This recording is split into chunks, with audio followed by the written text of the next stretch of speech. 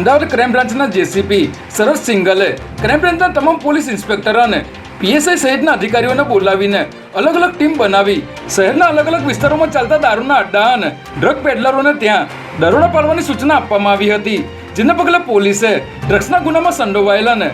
હાલ જામીન પર છૂટેલા 66 જેટલા ડ્રગ પેડલરોને ક્રાઇમ બ્રાન્ચમાં બોલાવીને પૂછપરછ કરી હતી, જ્યારે દેશી દારૂનો ધંધો કરતા 100થી પણ વધુ બુટલેગરોને ક્રાઇમ બ્રાન્ચે ચેક કર્યા હતા, જેમાંથી બહારના ઘરેથી દેશી દારૂ મળતા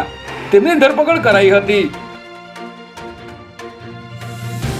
અમદાવાદના ગુજરાત યુનિવર્સિટી વિસ્તારમાં આવેલ અનુશ્રી ફ્લેટમાંથી દંપતીના મૃતદેહ મળી આવ્યા છે, જેમાં દંપતી છેલ્લા 4 મહિનાથી ઘરકામ અને સિક્યુરિટીનું કામ કરી રહ્યા હતા, ત્યારે ફ્લેટમાંથી દંપતીના શંકાસ્પદ હાલતમાં મૃતદેહ મળી આવતા પોલીસે ઘટના સ્થળે પહોંચીને કાર્યવાહી હાથ ધરી છે અને આ આત્મહત્યા છે કે પછી લૂંટ કરીને તેઓની હત્યા કરવામાં આવી છે તે તમામ દિશાઓમાં પોલીસે તપાસ શરૂ કરી છે. પોઈચા ગામ પાસે સુરતના 8 પ્રવાસી